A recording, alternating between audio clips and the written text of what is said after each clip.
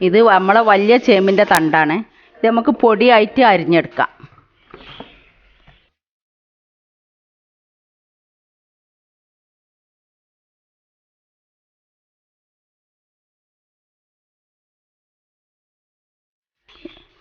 എല്ലാം കട്ടില്ലാതെ അരിഞ്ഞെടുക്കണം. ഇപ്പം ഇങ്ങനെ കൈമേൽ അരിയാൻ ബുദ്ധിമുട്ടുള്ളവർക്ക് ഇങ്ങനെ അരിഞ്ഞെടുക്കാം.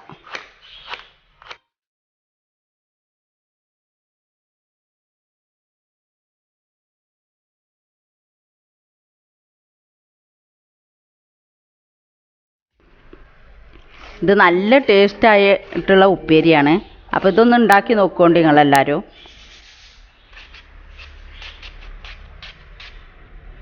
ഇത് വലിയ ചേമ്പിൻ്റെ തണ്ടുകൊണ്ടാണ് കേട്ടോ അത് ഉണ്ടാക്കിയെടുക്കുക. അതിൻ്റെ അടിഭാഗം നന്ന മേൽഭാഗം ഞാൻ ഒഴിവാക്കിയിട്ടുണ്ട്. ഇങ്ങനെ അത് ഇത്ര തന്നെ ഒരു സോഫ്റ്റ് ഉണ്ടാവില്ല. അപ്പോൾ അത് ഞാൻ ഒഴിവാക്കിയിട്ടുണ്ട്.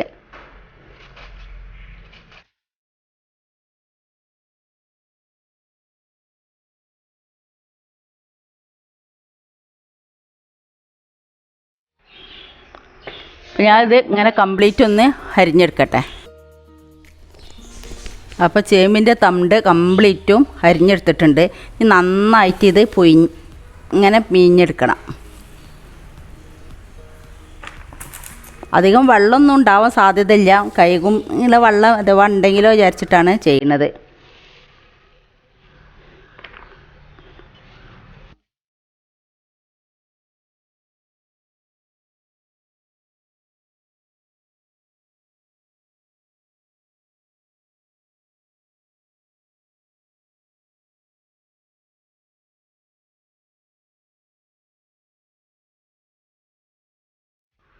ഇനി ഇതിലേക്ക് വേണ്ട അരപ്പും റെഡിയാക്കി എടുക്കണം. അതിന് ഞാൻ 4 ചീരുള്ളി, 4 വെളുത്തുള്ളി, 1/4 ടീസ്പൂൺ ചെറിയ ജീരകം, 4 പച്ചമുളകും ഒരു അരമുറി തേങ്ങ എടുത്തിട്ടുണ്ട്. ഇനി ഇത് നന്നായിട്ട് നമുക്കൊന്ന് ചതച്ചെടുക്കാം.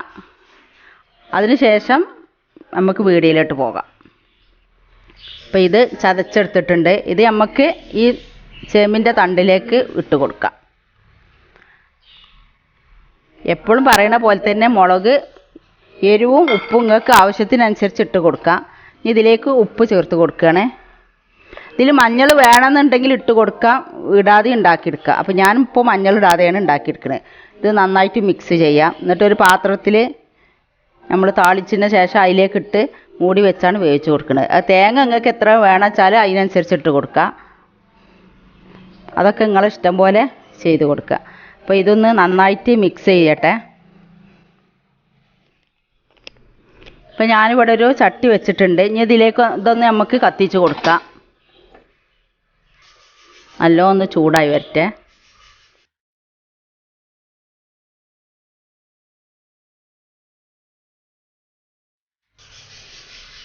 ഇപ്പോൾ ചൂടായി വന്നിട്ടുണ്ട്. ഇനി താളിക്കാൻ വേണ്ടിയിട്ട് നമുക്കിതിലേക്ക് എണ്ണ ഒഴിച്ച് കൊടുക്കാം. താളിച്ചെടുക്കാൻ കടുക്, കരിവേപ്പിൻ്റെ ഇല, ഉണക്കമുളകും എടുത്തിട്ടുണ്ട്. അപ്പോൾ നന്നായി ചൂടായി വന്നിട്ടുണ്ട്. അപ്പോൾ ഇതിലേക്ക് കടുക് ഇട്ട് കൊടുക്കാം.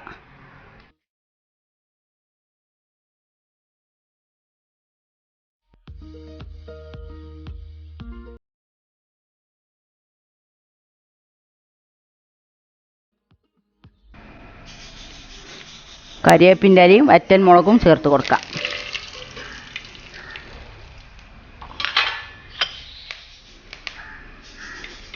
ഇനി നമ്മൾ ചേമ്പിൻ്റെ തണ്ട് ഇതിലേക്ക് ഇട്ട് കൊടുക്കുകയാണ്.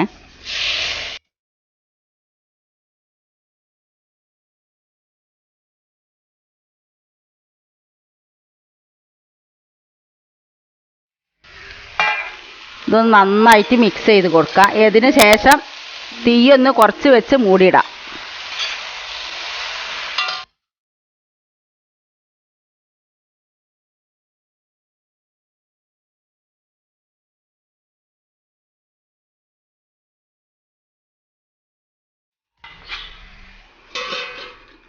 ഇനി ഒരു 10 മിനിറ്റ് ചെറിയ തീയിൽ കിടന്ന് വെന്ത് വരട്ടെ. അപ്പോൾ ഇതൊന്ന് തുറന്ന് നോക്കാം.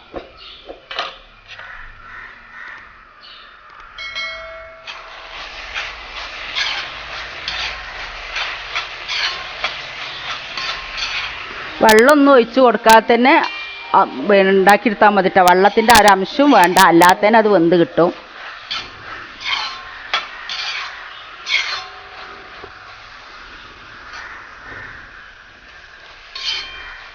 അപ്പോൾ ഇത് നല്ലവണ്ണം വെന്തിട്ടുമുണ്ട്, ഉപ്പുമുണ്ട്. അപ്പം നിങ്ങളെല്ലാവരും ഇങ്ങനെ ഒന്ന് ഉണ്ടാക്കി നോക്കുക. അപ്പോൾ വലിയ ചേമ്പിൻ്റെ തണ്ടിൻ്റെ തോരനാണിത്. അപ്പോൾ ഇത് ഇതേപോലെ ഉണ്ടാക്കിയെടുക്കുക. അതിലേക്ക് എന്തൊക്കെ സാധനങ്ങളാണ് വേണ്ടതെന്ന് എഴുതിയിട്ടുണ്ട്. ചേമ്പിൻ്റെ തണ്ട് തോൽ കളഞ്ഞത് പൊടിയായി അരിയുക, തേങ്ങ 1 പിടി, പച്ചമുളക് 2 എണ്ണം, ചെറിയ ജീരകം 1/4 ടീസ്പൂണ്, ഉപ്പ് പാകത്തിന് ഇട്ടിട്ട് ചതച്ചെടുക്കുക.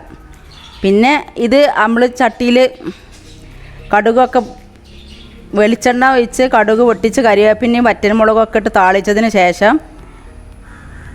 മൂടി വെച്ച് വേവിച്ചെടുക്കുക. ഇത്രയേ ഉള്ളൂ ഇതിൻ്റെ പണി.